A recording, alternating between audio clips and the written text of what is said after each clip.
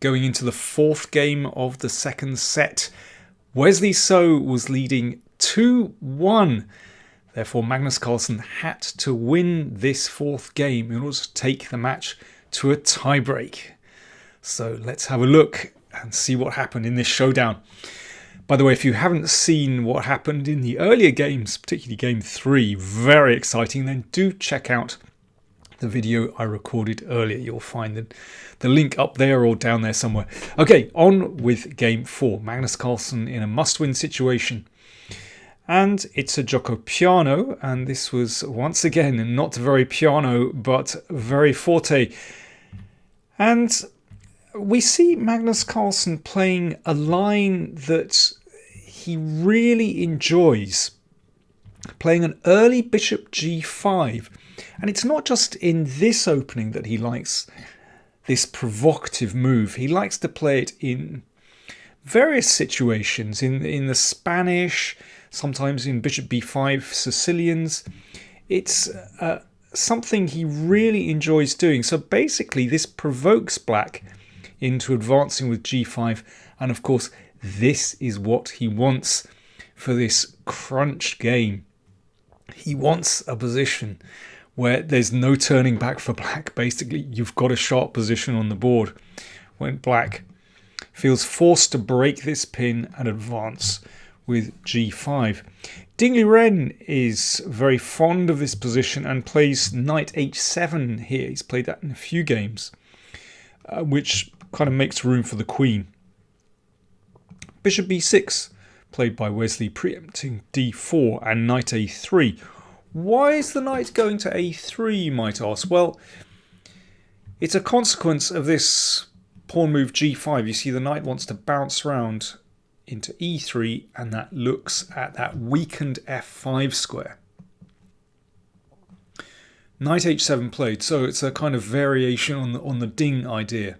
So knight c2, following this strategy, and now h5. So you can see that now the queen and the knight are protecting g5, so it's possible to launch forward with h5. So this is really, really sharp.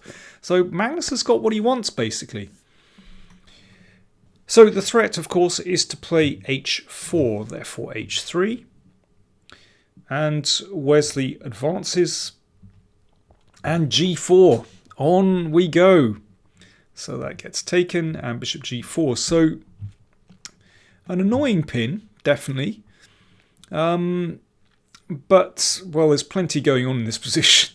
Magnus plays d4 to shut out the bishop on b6. Looks very logical. And here, yeah, knight g5 could be played, but that knight could swing into e3. Wesley took on d4. Knight takes, pawn takes. So things hotting up nicely. Magnus has the centre. Wesley has pressure on the centre and pressure on the knight on f3. And don't forget that queen might be able to join the fray on f6. So really double-edged. Queen d3 breaks the pin. Knight takes f3, g takes f3, and bishop h5. So that means that Magnus has managed to hold his very nice centre. This bishop still isn't in play, but there's a bit of pressure there.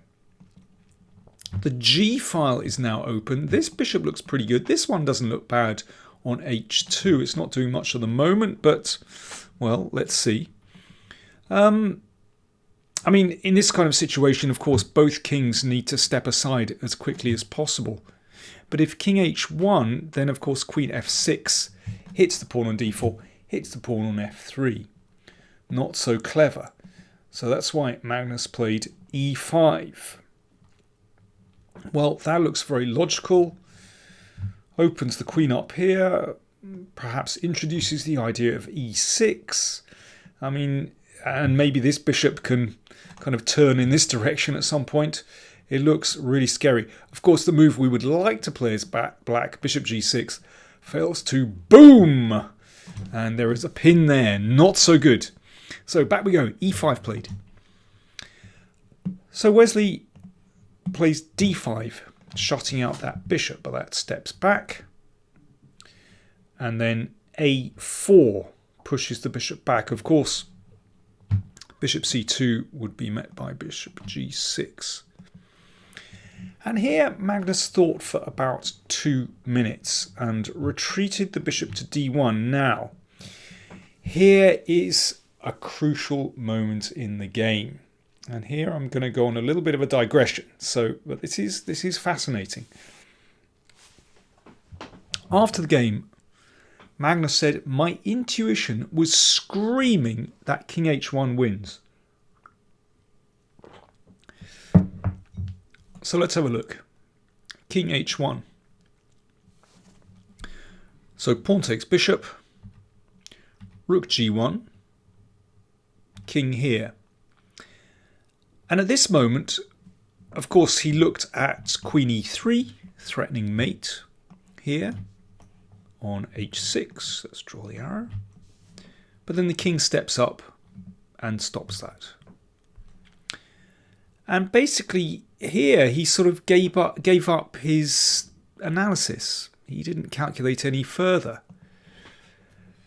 But as he said afterwards, he just needed to consider e6, and well, basically everything flows from that move.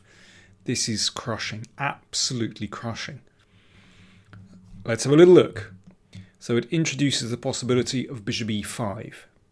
That's one thing. Sometimes you might be able to play queen e3 and e7. That's another idea. So let's see a possible defense. Well, what about f6? Looks logical to prevent bishop e5. So queen f5 threatens the bishop. If the bishop goes back, we play here, threatening mate. And queen h6, check, and mate next move. Or after that, queen e8. And now a crusher, bishop e5. If that's taken, then queen takes pawn, and that's mate. In a couple of moves anyway. Bishop f3, just deflects the queen. Queen g4 threatens mate here, here, and on h4. And now this is mate, well, in 2 more moves. So that's really interesting. Basically, he thought, he was convinced that king h1 was winning, but he didn't trust his judgment. Got put off by a variation which wasn't working and didn't look any deeper, and instead dropped the bishop back to d1. There you go. Queen g5 check, and that gave Wesley a chance to plug a few gaps on the king side. In fact, the position is still not entirely clear, but you can see that the game is turning. Wesley is back. That bishop rejoins the fray, and the queen and bishop are defending on the king side. So, for example, well, here, as I said, it's still not absolutely clear.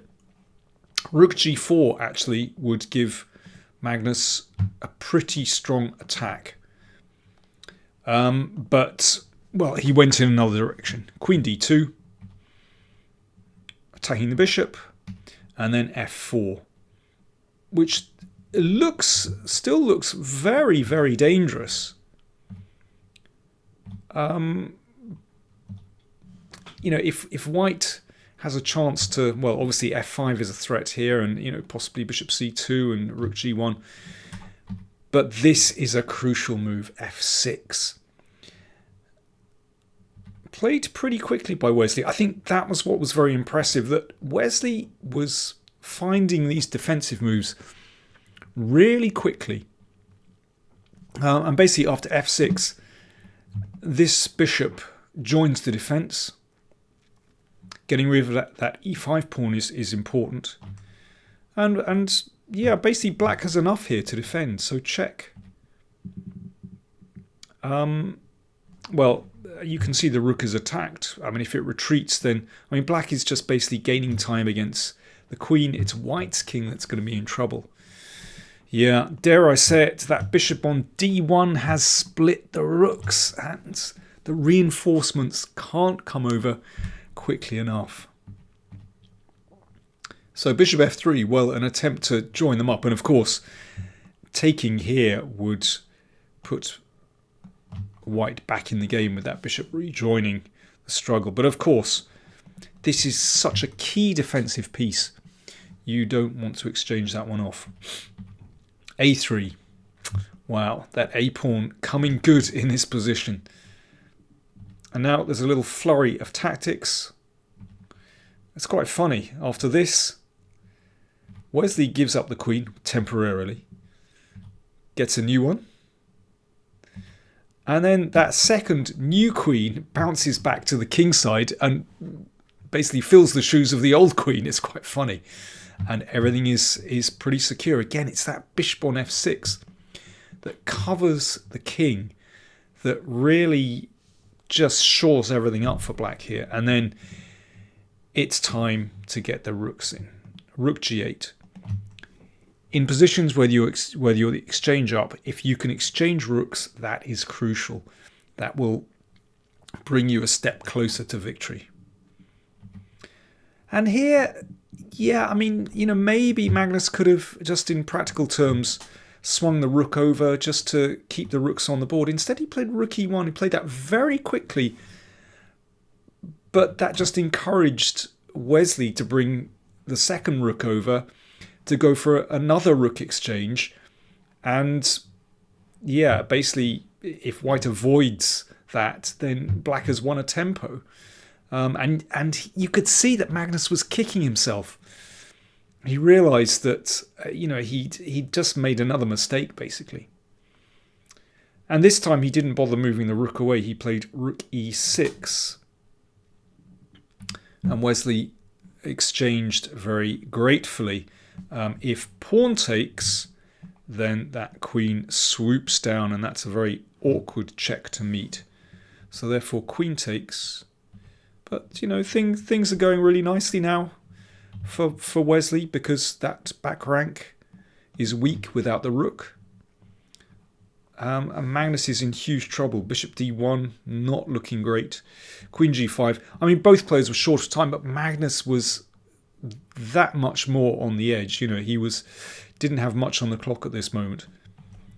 Mate threatened on g2. Queen e4. Queen d2, threatening the bishop. And now Wesley just came back. Clearly he was very happy to repeat the position. You know, if the bishop moves back, well, he'll just move back. Remember, Wesley only needs a draw in this game, and that wins the entire match. So he's happy to repeat.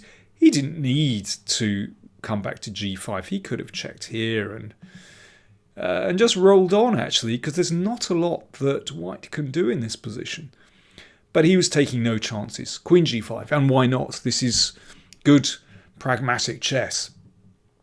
And Carlsen, short of time, still trying to find ways to play on, to keep a little bit of juice in the position. Actually, f3 kind of makes things worse, because now the second rank, as well as the first rank, is exposed. And the queen came down. And here, Wesley didn't want the king hiding on h3, so he just flicked in h3 himself. Very good move. Very pragmatic. Queen h6. And now, really, Magnus should put the king back on g2, and it's going to be a draw by perpetual check, basically, after this. And so on. I mean, going to the back rank would be absolutely fatal once the rook comes across. But after queen h6, well, Magnus, of course, he didn't want to just accept the draw. He played king g3. Ooh, this is nasty. Now the rook comes in. Check here, and this is incredible. Wesley was so fixated on the draw that he forgot that he could just play queen h4 and rook d2 and it's mate in a couple of moves. Instead, yeah, all he needed was a draw, so he just came back again. But Magnus played on. And now, well, it didn't help because Wesley forced a draw in this way. Rook d2 and rook d1, and here, yeah, they repeated the position 3 times. A draw, and therefore Wesley won the match. Brilliant. Very, very good performance. Of course, he can play this position on if he wants to. Rook e1. I mean, queen e1 is quite a simple move. Exchanging queens will give him excellent winning chances. But as I said, a draw is enough. Very sensible, very pragmatic. And he wins the match and wins the tournament. So I think overall, a fantastic performance by Wesley. So he was moving far quicker than Carlsen in this match. He was moving more confidently. And, I think his win was thoroughly deserved. He said afterwards that he really enjoys rapid play. And you could see that.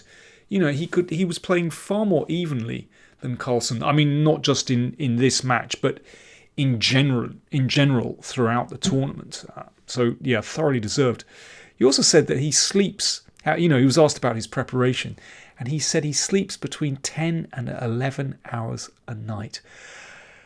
I could only dream of that, if that's not a contradiction. And what about Magnus? Well, he's still got problems. He said that he basically wasn't trusting his intuition, and we saw that at the critical moment back here, where he rejected king h1. And he said that,